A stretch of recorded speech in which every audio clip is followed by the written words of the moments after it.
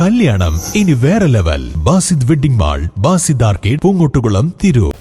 പൂങ്ങോട്ടുകുളത്തെ auto stand എതിർവശത്തെ ജില്ലാ ആശുപത്രി റോഡിലേക്ക് മാറ്റുന്ന കാര്യത്തിൽ സാങ്കേതികത്വം നിലനിൽക്കുന്നതായി തിരൂർ നഗരസഭാ ചെയർപേഴ്സൺ കീഴടത്തിൽ ഇബ്രാഹിം ഹാജി പറഞ്ഞു. നേരത്തെ ട്രാഫിക് റെഗുലേറ്ററി യോഗത്തിൽ പൂങ്ങോട്ടുകുളത്തെയും തിരൂർ ജില്ലാ ആശുപത്രി മോർച്ചറി റോഡിലെയും ഓട്ടോ സ്റ്റാൻഡ് ഒഴിവാക്കുമെന്ന് തീരുമാനമെടുത്തിരുന്നു.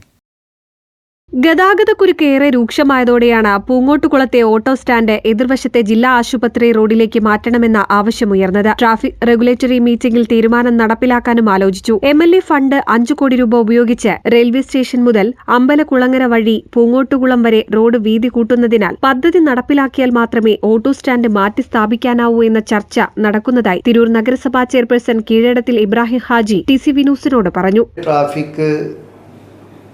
വിഷയത്തിൽ ട്രാഫിക് റെഗുലേഷൻ കമ്മിറ്റി കാര്യങ്ങളൊക്കെ വിലയിരുത്തി. അപ്പോൾ അതിന് ചില സാങ്കേതികത്വങ്ങളുണ്ട്. ഒന്ന്, നിലവിൽ ഈ പൂങ്ങോട്ടുകുളം സ്റ്റാൻഡ് മാറ്റി സ്ഥാപിക്കുക എന്ന് പറഞ്ഞ ആ റോഡ് ഒരു പുതിയതായിട്ട് വീതി കൂട്ടി പിന്നെ MLAയുടെ ഏകദേശം 5 കോടി രൂപയോളം ചെലവഴിച്ച് അതിൻ്റെ വീതി കൂട്ടി പുതിയ റോഡ് നിർമ്മിക്കുന്നതിൻ്റെ ഒരു പദ്ധതി നിലനിൽക്കുന്നുണ്ട്.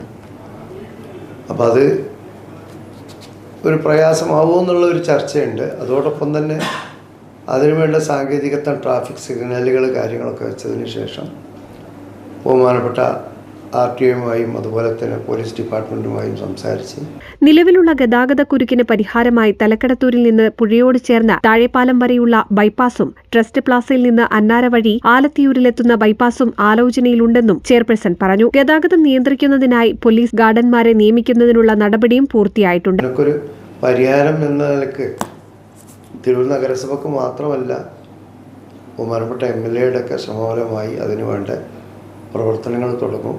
ട്രാഫിക് റെഗുലേഷൻ കമ്മിറ്റി കഴിഞ്ഞ ദിവസം തുടങ്ങുന്നു. അതിന് കുറച്ച് ബോർഡുകളൊക്കെ സ്ഥാപിക്കാനുണ്ട്. അപ്പോൾ ആ ബോർഡുകൾ സ്ഥാപിക്കുന്നതോടുകൂടി ഇതിനൊക്കെ ഒരു മാറ്റം വരും. അതിനിടയ്ക്ക് നമ്മൾ ചില ഭാഗങ്ങളൊക്കെ വൺ വേ ആയിട്ട് ഉപയോഗിക്കാമെന്ന് തോന്നുന്നുണ്ട്. കാരണം ബസ് സ്റ്റാൻഡ് ഭാഗത്തൊക്കെ എപ്പോഴും ട്രാഫിക് ബ്ലോക്കാണ്. അപ്പോൾ റിംഗ് റോഡ് വഴി കൊണ്ടുവരാനുള്ള ഒരു സൗകര്യങ്ങളൊക്കെ RTOയുമായി സംസാരിച്ച് പോലീസുമായി DSPയുമായിട്ടൊക്കെ സംസാരിച്ചിട്ട് അതിനും ഒരു പരിഹാരം ഉണ്ടാക്കാനുള്ള ശ്രമം ഉണ്ട്.